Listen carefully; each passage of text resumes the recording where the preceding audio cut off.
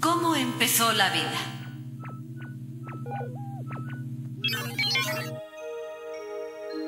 La Tierra se formó hace unos 4.500 millones de años junto con el resto de los planetas del Sistema Solar. Probablemente era una masa incandescente que se fue enfriando poco a poco.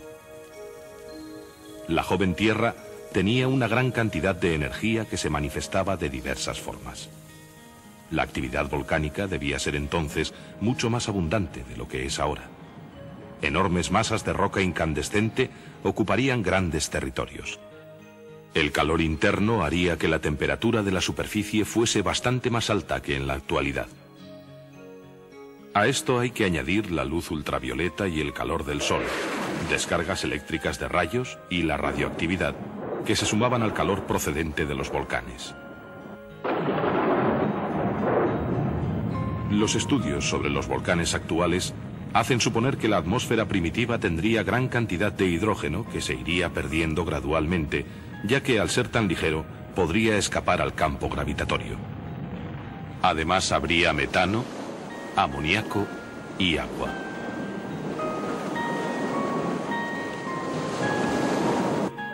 En 1924, el científico soviético Alexander Oparin lanzó la teoría de que la vida se podía haber formado a partir de esos componentes primitivos de la atmósfera sometidos a tremendas descargas eléctricas.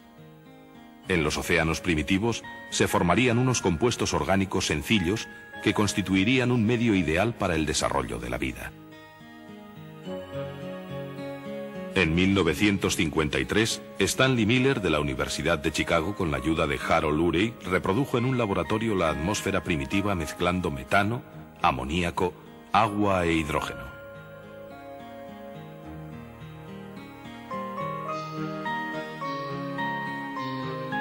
Sometió esta mezcla a una descarga eléctrica durante una semana y posteriormente comprobó que se habían formado numerosas moléculas características de los seres vivos.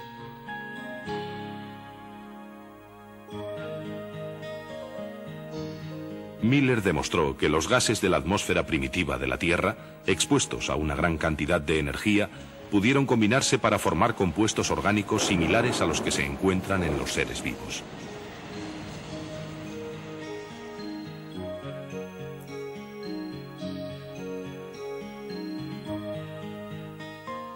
Siguiendo la teoría de Oparin, los nuevos compuestos orgánicos se pudieron mezclar para formar cadenas químicas. Con el tiempo, algunos de estos productos químicos en forma de cadena se asemejarían a las proteínas actuales.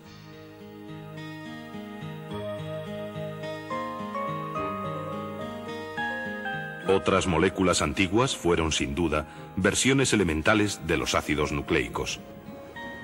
Durante millones de años, tales sustancias químicas se formaron y se destruyeron bajo las violentas radiaciones solares.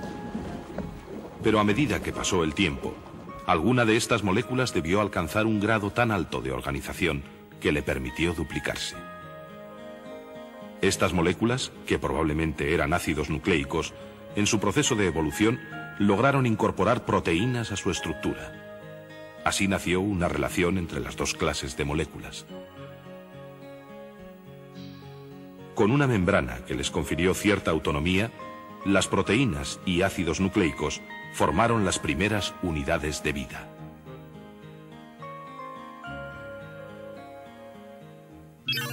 Los primeros organismos.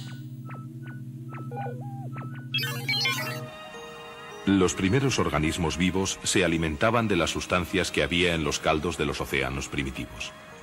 Este tipo de alimentación, mantenido durante varios millones de años, debió acabar con las reservas de materia orgánica.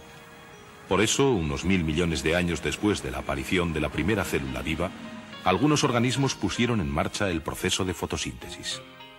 Las células primitivas utilizarían la energía solar para transformar anhídrido carbónico, agua y sales minerales en alimento y liberar oxígeno al medio. Así, aparecieron los primeros vegetales, los llamados productores primarios, hace unos 2000 millones de años. El oxígeno resultante de la fotosíntesis se liberaba a la atmósfera y empezó por oxidar las rocas de la superficie del planeta.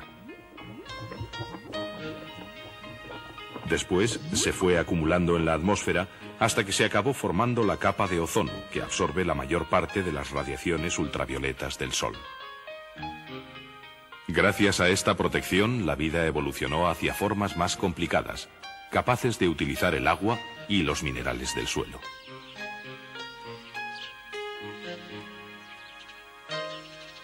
Harían falta millones de años para que los organismos vivos fueran adquiriendo el aspecto con que ahora los conocemos.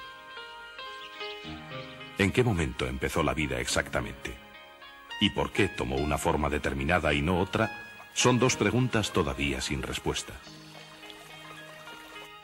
Pero se sabe que la vida no existiría de la manera en que hoy la conocemos sin la continua intervención de las plantas durante millones de años.